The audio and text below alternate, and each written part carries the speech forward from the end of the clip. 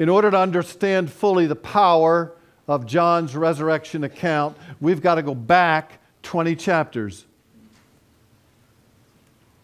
In chapter 1 of John's Gospel, the beloved disciple and 2 other disciples come to Jesus.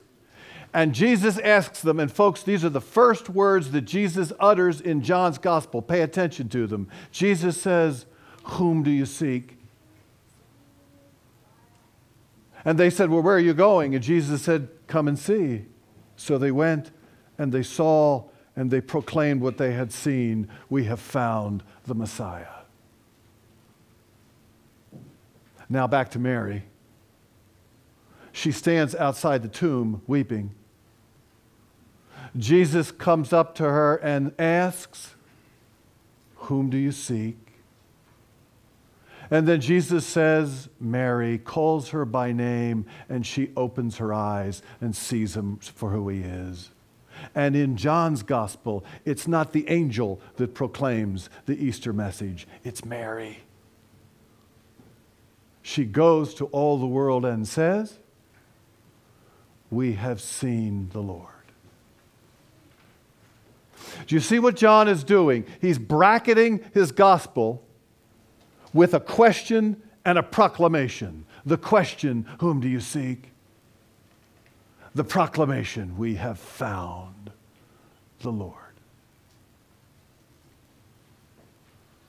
Folks, 20 centuries have come and gone, and nothing's changed.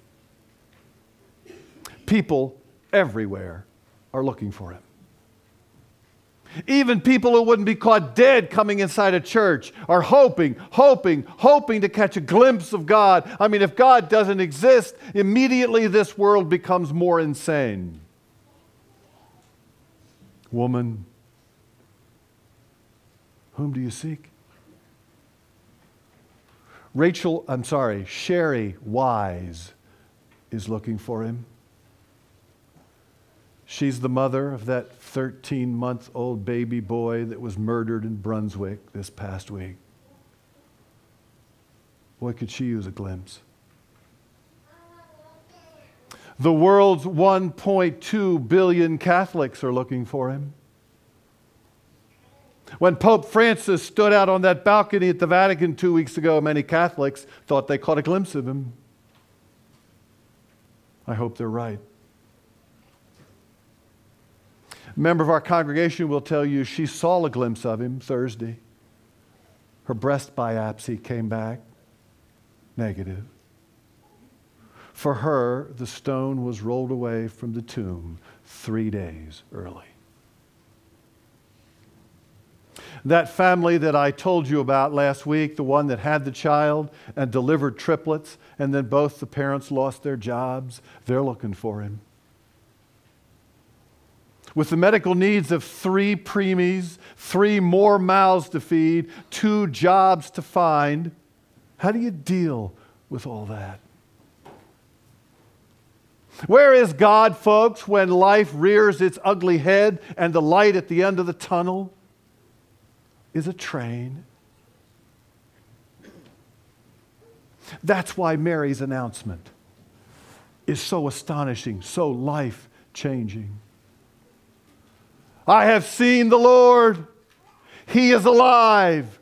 Easter is to be surprised by life in the places that we have come to expect only death.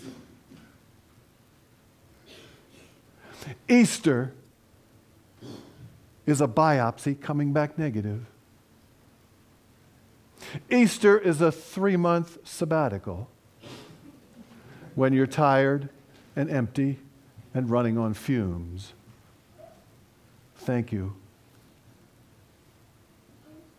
Easter is an unexpected gift from a stranger you've never met. It's the kindness of a friend you never thought you had. That family that I told you about last week, you responded to their needs. Cash, checks, nearly $3,100. It's not just the money. I was blessed to be able to talk to both parents this week. They are absolutely overwhelmed by your generosity. People that they have never and may never meet. Folks, this Easter, because of your kindness, add another family to the list of people named Mary who can say, we have found the Lord. You ever find him? You ever caught a glimpse of him? Sure you have. In people and places and events you least expect it.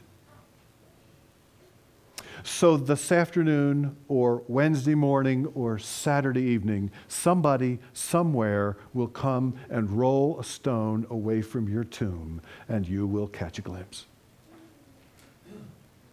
Easter is catching a glimpse or being a glimpse for somebody else. My dear Christian friends, he is alive.